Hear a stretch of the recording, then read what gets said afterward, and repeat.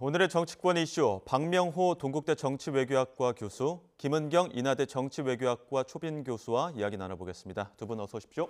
안녕하세요. 네, 안녕하세요.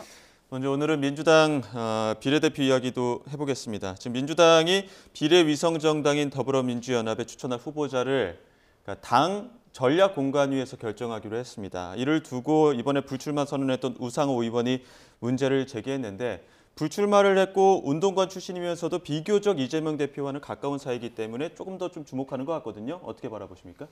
울림이 좀 있지 않나 생각이 됩니다. 예. 특히 우상호 의원이 이번에 불출마를 하기도 하고 그러니까 이해 당사자였으면 아마 보지 못했을 것들을 좀 더 폭넓게 볼 수 있지 않았을까. 특히 우상호 의원이 이제 4년 전에 예. 전략공관위원장을 통해서 공천을 해본 경험자이기 때문에 예. 지난번에도 위성정당을 만들었었고 이번에도 준위성정당을 만들기 때문에 절차는 유사하거든요. 예. 그 의원의 핵심 포인트는 두 가지가 아닌가 생각이 돼요. 하나는 그 당원과 중앙위원회 의견을 묻지 않고 절차를 진행해도 되겠느냐라고 하는 절차적 어떤 공정성에 대한 의문이었던 것 같고 예. 하나는 이건 이제 하나의 계기가 됐던 건데 나머지 하나는 지금 뭐 공천 파동이라고 불릴 만한 지난 한 달 동안의 어떤 민주당의 그 격변이 우상호 의원의 워딩을 그대로 옮기면 이해할 수 없는, 납득할 수 없는 사항들이 좀 있었다.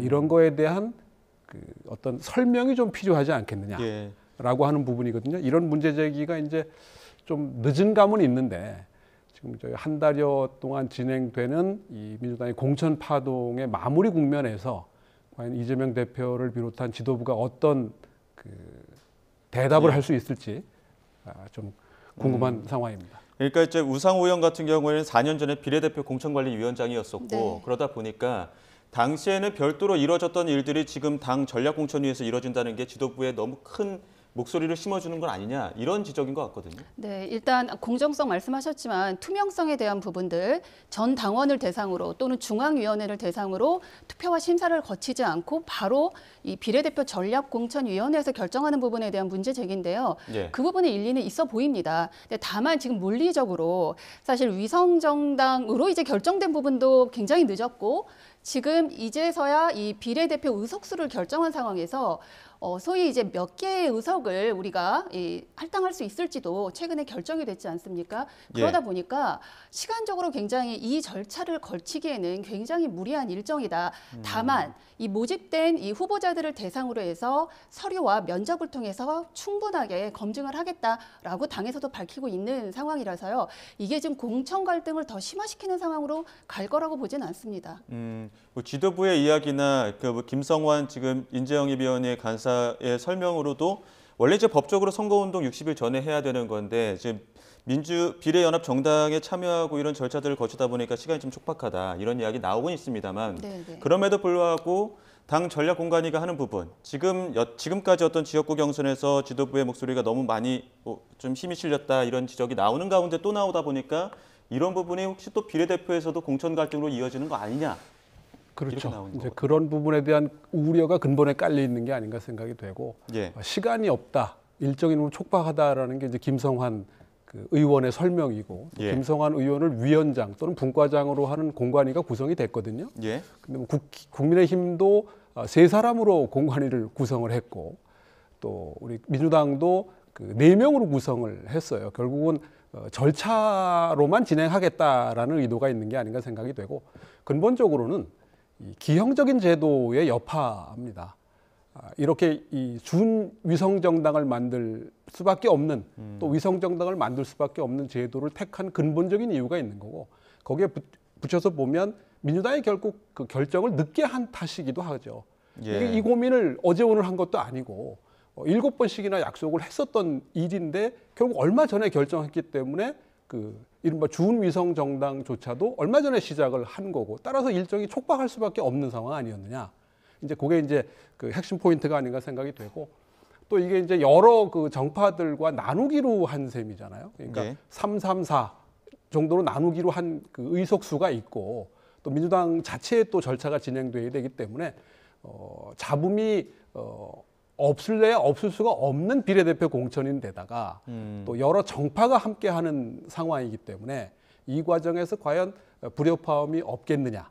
예. 이런 부분이 또한 앞으로의 그 좀 관심 대상이 아닐까 예. 싶습니다. 지금 마지막 전략 공천일 지금 막바지긴 한데 마지막 부분까지도 조금 좀 잡음이 있었던 게 사천 논란이 있었습니다. 전남 순천 광양 곡성 구례 을 지역구 권향엽 예비 후보가 지금 전략 공천이 됐는데 아무래도 김혜경 씨의 그 보좌하는 부실장을 했다 보니까 이 부분과 가지고 좀 사천 논란인데 어떻습니까? 그 부분은 당 내에서도 약간 우려는 있었을 것으로 봅니다. 예. 물론 이제 부실장이라고 하더라도 뭐 큰 직함을 가지고 대선 기간에 예. 이렇게 앞에 나서서 했던 인물은 아니고요. 문제가 되는 부분은 이제 뒤늦게 전략공천 지역, 특히 여성 전략공천 지역으로 지정을 하고 여성을 단수 후보로 그쵸. 공천을 했다라는 부분에 대해서는 예. 지금 상대 후보도 지금 현역이기 때문에 좀 받아들이기가 어려운 부분이 있을 것 같지만 서동용 의원 현역이 지적하는 부분이 그 여성 전략 특구로 지정된 네네. 부분 유일하게. 네네. 그 부분에 있어서는 좀 석연치 않은 부분은 있지만 이재명 그 당시 후보의 이 김혜경 여사의 부실장 이걸 연결시켜서까지 해석하는 것은 조금 무리가 있고 또 당 내에서도 좀 그런 부분은 좀 명예훼손적인 부분도 있다라고 지적하는 부분도 좀 들어볼 만합니다. 예, 당내에서는 명예훼손이다 이렇게 이야기를 하고 있습니다만 지금 말씀하신 것처럼 서동용 의원, 현 지역구에 있는 의원이 지적하는 부분이 이미 4년 전에 경선을 치렀었는데 그때 당시에는 이제 서동용 의원이 경선에서 이기고 거기 지역구가 됐습니다. 그런데 이번에는 경선 발표하기 전에 그 지역구를 유일하게 여성 전략 특구로 지정한 후에 갑자기 서동용 의원이 떨어지고 지금 권향엽 예비 후보가 전략 공천되다 보니까 조금 미심쩍다 이런 지적을 하는 것 같아요. 오해의 소지가 충분하죠. 특히 이제 경선을 붙였으면 네. 지난번처럼 그래서 거기에 승복하게 했으면 아마 뭐 다른 말을 하기가 서로 어려웠을 텐데 그 서 의원 입장에서 보면 여태까지 가만히 있다가 이제 와서 거의 끝물에 그것도 또 호남 지역은 민주당 입장에서는 사실 공천이 가장 중요한 곳인데 양지기도 하고요. 그렇습니다. 예. 그런데 이렇게 지정을 해놓으면 자기 입장에서 할 수 있는 게 하나도 없는 거였던 거고 특히 이제 이번에 공천이 거의 양당 모두 마무리 국면인데요. 관심 가는 포인트 중에 하나가 이 삼김 시대 이후에 이 경선이라고 하는 그 공직 후보자 추천 방식이 우리나라에서는 그동안에 너무 하향식이었으니까 상향식이라는 어떤 그 전제로 이 경선이 이제 실시돼 왔었던 거고 그래서 그 경선을 통한 후보 선출이 된 경우가 그렇지 않은 경우에 비해서 상대적으로 본선 경쟁력이 더 있다라고 하는 경험적 연구 결과도 있었거든요. 이게 이제 텃밭이냐에 따라서 상당히 다른 결과를 가져오긴 했지만 이번의 경우에는 양당 모두 경선을 어떻게 보면 내부 정리의 수단으로 활용하는 경우들이 종종 보여졌어요. 특히 이제 국민의힘 같은 경우가 그런 경우들이 많았는데 그러다 보니까 결과적으로 중진 불패, 현역 불패가 나왔고 예. 민주당은 사실 저 서동용 또는 권 후보의 경우에도 예. 경선을 했었으면 예. 그렇게 큰 문제가 되지 않았을 텐데 또 지금 현직 의원들 중에서도 또 전현직 의원들 중에서도 뭐 민주당은 배우자실이라는 이름을 썼습니다만은 부속실, 제2부속실 출신들이 꽤 있습니다. 꽤 있어 왔어요 지금까지도. 그런 걸 보면 저분이 무슨 역할을 했느냐가 중요한 게 아니라 다 제쳐놓고 혼자만 하게끔 지금 딱 마련해 줬다라고 하는데 포인트가 있는 것이 아닌가. 그런 면에서 어차피 이재명의 민주당을 향한 거침없는 행보를 지금까지 해왔던 그 추세에 비추어 보면 예. 이제 무슨 그 대가가 있더라도 감수하고 가겠다.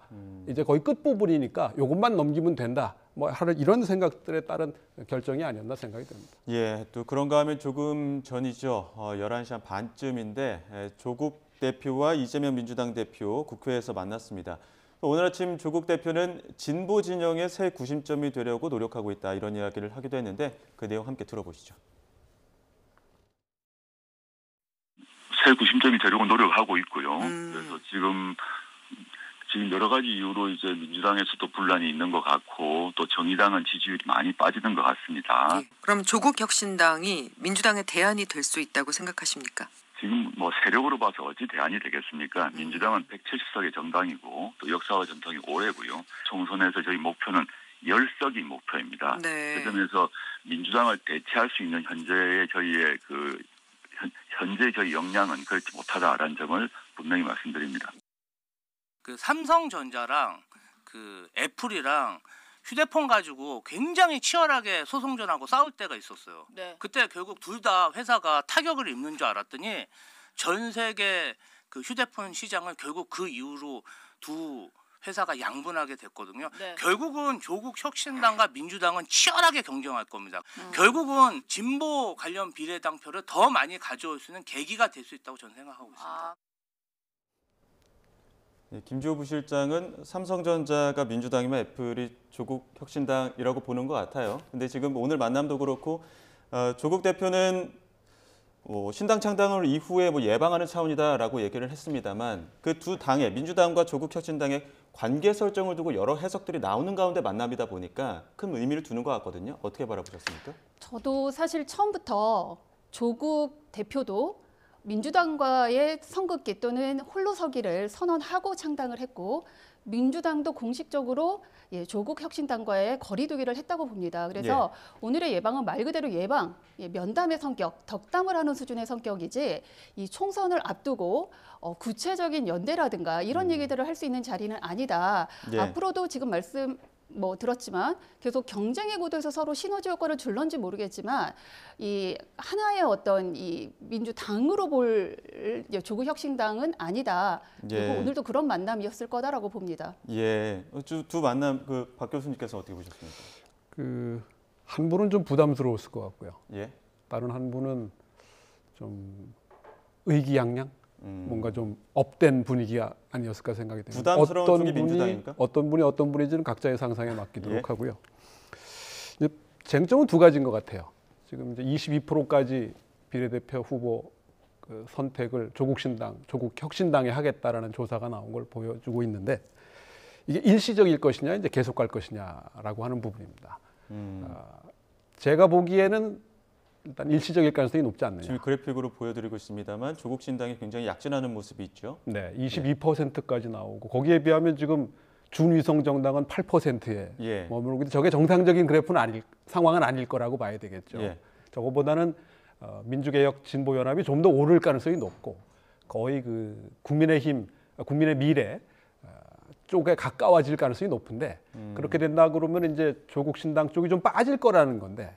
어디까지 빠질 거냐라고 하는 거. 그런 면에서 보면 좀 일시적일 가능성이 현재로서는 높지 않겠나 생각이 되고 그것은 가장 쉬운 설명은 아마 민주당의 공천 파동의 여파라고 봐야 되는데 이제 두 번째 이 쟁점은 민주당의 지지율의 이제 향배가 아닐까 싶습니다. 이제 공천이 마무리돼 가고 있기 때문에 지역구 후보 투표 또 비례대표 투표에서 민주당의 지지율이 계속 하락세인 것만은 분명한데 이게 이제 바닥을 친 거냐 아니면 더 내려갈 거냐라고 하는 부분. 이건 이제 반대로 보면 국민의힘 지지율이 더 올라갈 거냐 아니면 지금 가장 높은 데 위치하고 있는 것이냐라는 쟁점이 될 거고요. 또 오늘 두 분의 만남의 포인트 중에 하나는 일단 총선까지는 경쟁 관계가 좀 더 앞서고 협력이라고 하는 부분은 상대적으로 좀 적지 않겠나 싶은데 총선 이후의 포인트죠. 그래서 좀 더 앞서 나가시는 분들은 이제 이재명 가고 조국이 온다라는 표현을 쓰듯이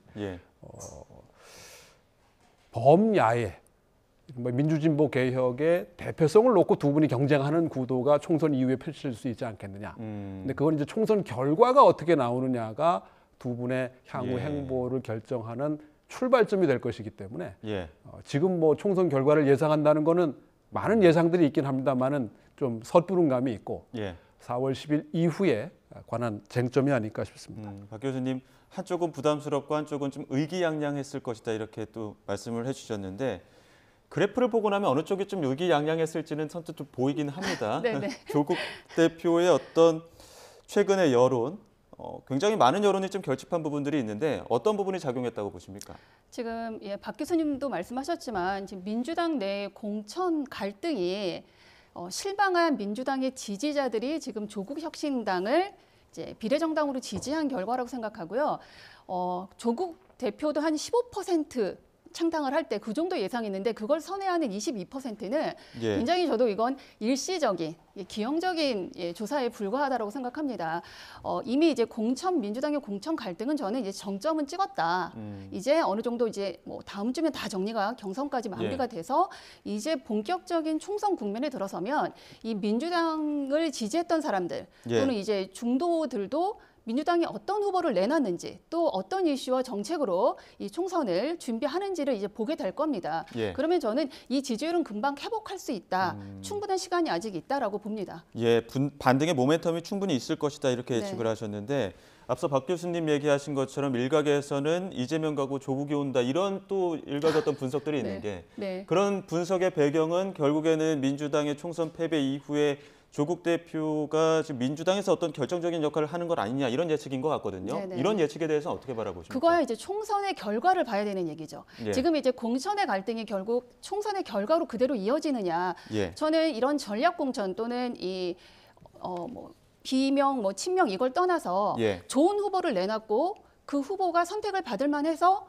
총선에 이긴다. 2020년 선거에서도 이 문제가 되는 전략 공천 지역이 많았습니다. 그런데 결과적으로 승리를 했거든요. 예. 그래서 오히려 전략 공천이 먹혔다 이런 평가가 있었고 오히려 그 당시 이제 미래통합당은 반대의 결과가 나왔어요. 그래서 저는 지금의 갈등이 꼭 총선의 패배로 이어진다라고 보지 않고 이건 끝까지 봐야 되는 것이고 이제야말로 평가를 제대로 받을 본선 경쟁이 시작되기 때문에 그 말씀은 좀 섣부르다 현재 예. 얘기하기는 이재명이 가고 조국이 역할 온다. 분담 가능성이 큰 거죠. 그러니까 어쨌든 조국 혁신당이 지역구 후보를 내겠지만 예. 그렇게 많지 않을 거거든요. 예. 뭐 아무리 따져봐도 민주당보다는 적지 않겠습니까? 이미 공공연하게 비례는 조국 혁신당, 지역구는 민주당 맞습니다. 이렇게 또 조국 대표도 이야기를 했기 때문에 민주진보 개혁 세력 이른바 예. 또는 민주당 지지 중심으로 봤을 때 상대적으로 왼쪽에 있으면서 민주당 좌파라고 할까요?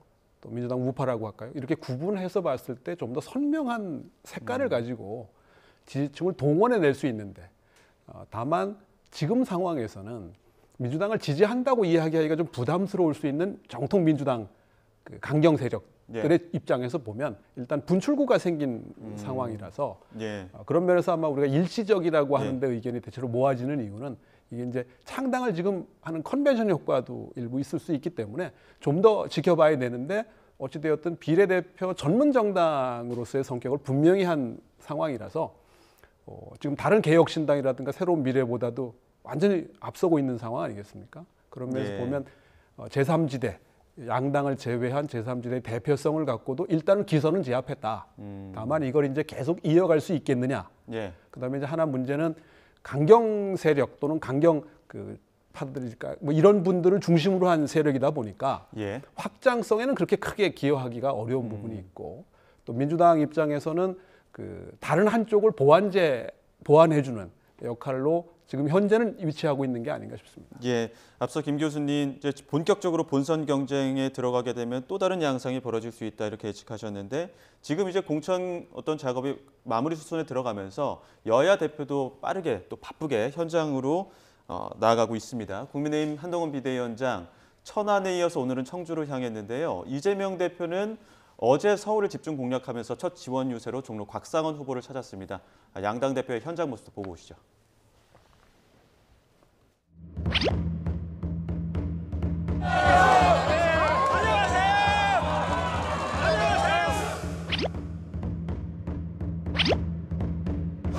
충청에서 충청의 시민들의 마음을 얻는 것이 저희는 이 선거를 출발하는 우리의 마음과 같다고 생각합니다.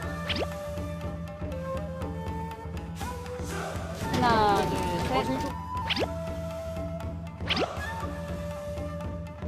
첫 번째로 곽상원 후보가 있는 종로 특별히 선택한 의미를 여러분 이해하시겠죠?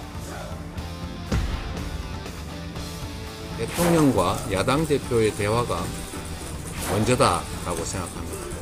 이재명 대표가 원하는 시간은 원하는 방송사예요. 김어준 씨가 해도 상관없어요. 김어준 씨가 해도 상관없어요.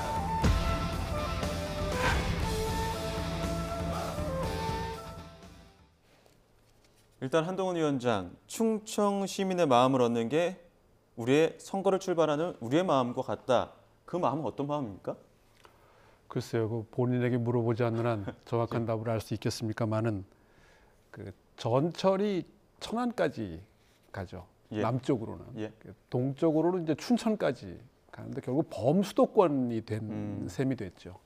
특히 이제 경기 남부, 예. 그러니까 평택, 화성, 용인, 그다음에 이제 그 서해대교를 건너게 되면 이제 충청도로 바로 이어지게 되는 곳이기 때문에 이 충청도 승부가 결국은 이 총선 승부 전체에 미치는 영향, 특히 우리나라 선거구를 수도권 대 비수도권으로 나누게 되면 이 비수도권 선거구 한 120개 중에 절반은 영남입니다.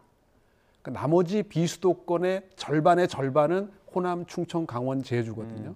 예. 여기를 보면 호남에서 사실 국민의힘 입장에서는 기대하기가 현실적으로 좀 어렵고 또 제주도도 그렇게 뭐 의석이 또 많은 것도 아닌 상황이라서 그렇게 따지면 결국 강원, 충청이고 강원도보다는 충청의 의석이 아마 28개 정도 될 텐데요. 의석이 일단 많고 따라서 여기서 적어도 그 절반 승부 이상은 가져가야 총선 승리를 담보할 수 있을 거고 계속 밀려왔던 상황이거든요. 또 지난번 총선에서는 뭐 대부분 폭망했기 때문에 이번에 결국 절반 또는 절반 플러스를 가져갈 수 있느냐 여부가 중요하다라는 차원에서 보면 그 충청남도의 출발은 천안입니다. 예. 충남 인구의 거의 절반 가까이가 이 천안권에 예. 있고 나머지 절반이 천안 아닌 곳이라고 한다면 천안의 승부가 국회의 입장에서는 사실 어려운 곳이기도 하고 예. 그런 면에서 과연 여기 승부를 어느 정도 가져갈 수 있겠느냐가 충남 또 충북까지 충청권 전체 승부를 좌우하기 때문에 아마 그런 의미에서 택한 게 아닌가 생각이 듭니다. 예. 어제 천안도 어떻게 보면은 지난 총선에서 민주당이 모두 가져갔던 곳이었고 이번 청주 같은 경우에도 재보궐 빼고는 민주당의 강세인 지역들입니다. 네. 이러다 보니까 더욱더 이제 구애라는 모습들이 있었는데 한동훈 위원장의 충청 공략은 어떻게 바라보십니까? 충청도야말로 선거 막바지까지 양당이 정말 기추가 주목되는 그런 지역이기도 하고요. 예. 20년 총선 때 지금 대부분이 민주당 의원이 지금 현역인 지역이기도 합니다. 그러니까 국민의힘 입장에서는 공략해야 될 그런 지역인 것은 분명한데 말씀하셨지만 지금 가장 큰 몫을 차지하는 천안 지역에 지금 현재는 현역 의원이 다 지금 민주당이고 또 이번 총선에도 그 이제 지금의 의원들이 다시 출마를 하는 상황입니다. 분명히 그 지역에 대한 뭐 민심들 또 뭐 이런 유권자들과의 관계 이런 것들 분명히 잘 되어 있을 거라고 생각하고요. 예. 다만 민주당도 좀 조금 그 문제가 됐던 박완주 의원이 지금은 무소속이긴 하지만 그런 건이 있기 때문에 거기도 좀 신경을 써서 앞으로 좀 총선이 시작되면 관리를 할 거라고 봅니다. 예. 근데 이제 민주당에서는 지금 저 한동훈 위원장이 청주 방문하는 사이에 어떻게 보면은 청주 지역구에서는 재보궐로 지금에 있는 국민의힘 그 정우택 의원에게 자리를 뺏긴 상당구 이 네네. 지역을 좀 공략하는 것 같거든요. 왜냐하면 그 돈봉투 수수 의혹으로 네네. 이재명 대표도 그렇고 굉장히 공략을 하고 있는데 이런 공략에 대해서 어떻게 보십니까? 지금 또 이제 다른 폭로가 또 나왔잖아요. 돈을 다시 돌려줬다가 아니라 돌려받지 않았다라는 이게 어제 이제 입장이 났더라고요. 또 추가적인 또 얘기가 지금 나오고 있어서 예. 아마 지금 국민의힘 쪽에서도 좀 당의 어떤 대응이 좀 필요하다고 좀 느끼는 것 같습니다. 지금 CCTV 영상이 지금 잡혀 있고 다시 돌려줬다, 받지 않았다, 뭐 이런 얘기들이 오가는 것만으로도 충분히 지금 육선을 도정을 하는 최중진의 이 정우택 의원한테도 그렇고 당 전체 또 지역의 전체 분위기에는 분명히 부정적인 그런 영향을 미칠 수밖에 없다고 생각합니다. 돈봉투라는 거에 대해서 좀 민감하게 다들 반응하시잖아요. 그런데 지금 한동훈 위원장이 방문을 한다라면 이 부분에 대해서 좀 명쾌하게 답을 하는 것이 맞지 않나 그렇게 봅니다. 왜냐하면 이재명 대표가 백주대낮에 돈봉투 받는 장면 찍힌 후보도 공천이 됐다 하면서 한동훈 위원장의 어떤 공천 작업에 대해서 강하게 비판했단 말이죠.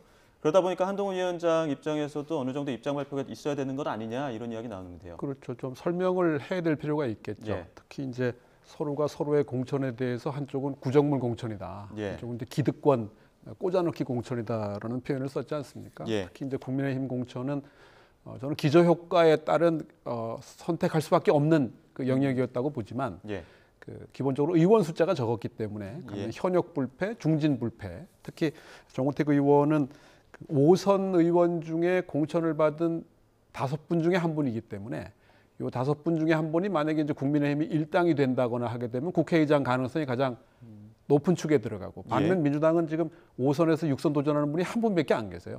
조정식 사무총장 한 분밖에 없어서 일당이 되면 그분밖에 선택의 여지가 없게 되는 6선을 기준으로 한다고 한다면 되겠지만 그런 면에서 특히 이게 이제 돈 문제잖아요. 특히 이제 이런 어떻게 보면 그 서로가 서로에 대한 공격의 빌미가 될 수도 있고 이제 또 하나 포인트는 이게 이제 254개의 그 지역 선거거든요.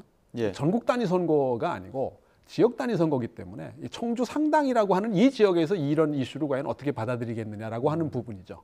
예. 그거에 따라서 결과가 이제 상당히 왔다 갔다 할 수 있는 것이라서 좀 지켜봐야 되지 않겠나 생각이 됩니다. 예. 자, 오늘 오전에 국민의힘이 추가 공천 발표가 있었는데 눈에 띄는 지역이 이제 강남 지역이 과연 어떻게 좀 재배치가 될 것이냐 이런 부분이었었는데 서초 5일 현역의 박성중 의원이 떨어지고 신동욱 전 앵커가 공천을 받았습니다. 지금 박성중 의원에 대해서는 현역 재배치 이야기가 나오고 있는데 지금 오늘 발표된 추가 공천은 어떻게 바라보고 계신지 먼저 김 교수님 좀 설명해 주실까요? 지금 이제 신동욱 전 앵커가 이제 서초 올로 갔던 부분, 그러니까 사실 지금 서초, 강남, 그다음에 TK 지역이야말로 국민의힘 공천에 가장 민감한 거기야말로 이제 국민의힘의 내관이라고 할 수 있는 예. 부분인데 지금 신동욱 앵커가 이제 된 부분에 대해서 지금 단수 공천으로 되지 않았습니까? 예.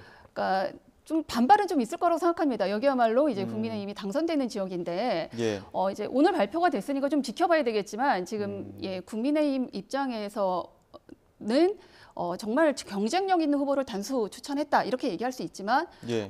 그 밖에서 바라볼 때는 역시 이제 국민의힘도 이런 이제 공천들이 계속 될 거라는 것의 어떤 시작으로도 볼 수 있지 않을까. 네. 남은 난제에 대해서는 네. 어쩔 수 없이 갈등, 잡음이 네네. 생길 수밖에 없다. 이제 고차 방정식만 남아 있는 상황인 거죠. 국민의힘 입장에서는 예. 이제 그런 부분들의 한 또 예가 아닌가 생각됩니다.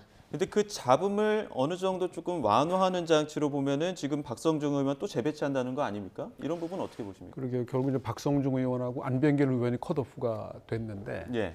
양남 지역이죠. 강남과 영남, 대구 경북의 일부 지역에 아직 공천 방식조차 확정이 안 된 곳이 이제 몇 군데 남아 있었어요. 예. 특히 29일 날 이제 그 쌍특검법 처리가 다 끝난 이후에 하지 않겠느냐는 예상이 많았던 거고 결국 이제 그 부담을 좀 감안했던 거라고 봐야 되겠죠. 특히 이제 이번에 발표된 지역들은 어찌되었든 공천이 되면 예. 뭐 거의 당선이 확실시되는 곳이라고 해야 되는 것이라고 한다면 박성중 의원과 안병길 의원이 결국은 이제 컷오프된 상황인데 재배치를 아직 검토는 하고 있는 뭐 본인이 이제 어떤 반응을 보였는지 모르겠어요. 박성중 예, 의원이나 좀 안병길 봐야겠죠. 의원이 이 컷오프에 대해서 어떻게 이제 반응을 하는지 아마 굳이 짐작한다면 그렇게 크게 반발하기는 좀 어렵지 않겠나 생각이 되는데 예. 재배치한다고 하는 지역이 아무래도 원래 있었던 지역하고는 뭐 상당히 차이가 날 수밖에 없지 않겠나. 험지로 가라는 뜻으로 받아들여야 될 텐데 예. 그런 면에서 보면 쉬운 선택은 아니지 않겠나 싶습니다. 예. 그 한편은 또 오늘 발표된 내용들 중에는 민주당 탈당하고 국민의힘 입당한 김영주 의원이 영등포 갑 기존에 있던 그 지역구에 지금 점포만 바꿔 입고 간다는 거 아닙니까? 출마 추가 공천 발표가 됐다는 거 아닙니까? 이런 가운데 이재명 대표 오늘 또 영등포 갑을 찾아서 지원 유세 나선다고 하는데 이러한 이재명 대표의 어제 종로에 이어서 오늘 영등포 갑 좀 주목받고 있는 지역구를 돌고 있는 어떤 지원 유세는 어떻게 바라보고 계시죠? 어제 종로의 방문은 첫 방문은 아무래도 이제 정치 1번지 종로의 의미가 저는 좀 있었다고 봅니다. 물론 예. 그 노무현 전 대통령의 사위의 출마 지역이기도 하지만 예. 첫 스타트로는 굉장히 좋은 출발이었다고 보고 지금 김영주 의원이 뭐 당원 1000명을 지금 데리고 국민의힘에 입당을 했다. 예. 그리고 전국 택시 노조가 지지 선언을 공개적으로 하고 이런 분위기들이 뭐 민주당에게 적잖게 좀 부담은 될 겁니다. 지금 현재 후보는 지금 최현일 전 영등포 구청장이 나와 있고 하지만 김영주 의원이 지금 거기서 지역에서만 3선을 할 때 과연 그냥 김영주로서만 가능했던 일이냐. 노동계 데모 또는 민주당과의 어떤 결 이런 부분들이 굉장히 작용을 많이 했을 텐데 빨간 잠바를 입고 같은 지역 영등포 갑에 출마를 했을 때 이길 수 있느냐. 저는 오히려 지금 명분 없는 배지를 더 달겠다라는 그런 이 당적을 옮긴 것으로밖에 이해가 되지 않는 선에서 지지했던 많은 지역 유권자들도 실망을 많이 했을 거라고 봅니다. 예. 그래서 오히려 그만한 튼튼한 조직이 있고 지지 세력이 있다 할지라도 지금 김영주 의원의 이 같은 지역구의 국민의힘의 출마는 그렇게 당선으로 가는 길이라고 보이지 않습니다. 예. 자, 일단은 지역구 3선을 했었고 또 나가면서 같은 어떤 지역구의 당원이 1000여 명 정도 같이 빠졌다는 거 아닙니까? 이번 영등포 갑은 어떻게 좀 판세를 예상할 수 있을까요? 글쎄요, 뭐 선거 결과를 지금 예상하기는 조금 어려울 것 같고요. 다만 이제 탈당 직후 바로 이제 옮겼기 때문에 거기에 대한 그 찬반 양론이 아마 분명히 존재를 할 거고요. 예. 앞서 말씀드린 것처럼 이게 254개의 선거가 동시다발로 진행되는 거라서 이 영등포 지역에서의 이 김영주 의원의 이제 개인 능력이 어느 정도 되느냐. 근데 그게 아마 측정하는 여러 지표 중에 하나가 탈당을 함께한 당원의 숫자가 될 텐데 어느 보던 1,000명, 어느 보던 1,500명 좀 엇갈리더라고요. 그런 걸 보면 좀 더 이제 지켜봐야 되는 부분이라고 생각이 되는데 문제는 이제 김영주 의원이 민주당 내에서도 사실 좀 더 왼쪽에 가까운 입장을 갖고 있던 의원이었고 특히 이제 노동 관련한 입장을 보면 이제 더 오른쪽에 있는 정당으로 가서 이 부분에 대한 조율을 어떻게 해낼지 지금 이제 그게 관심의 대상은 아닙니다만은 그런 면에서 이게 이제 결국은 국회의원 한 번 더 늘리는데 초점이 뒀다라는 비판으로부터 자유롭기는 좀 어렵고 이 부분에 대한 설명이 김영주 의원도 좀 필요하지 않나 생각은 됩니다. 알겠습니다. 여기까지 듣도록 하겠습니다. 지금까지 박명호 동국대 정치외교학과 교수, 김은경 인하대 정치외교학과 초빙 교수 두 분과 함께했습니다. 오늘 말씀 고맙습니다. 네, 감사합니다.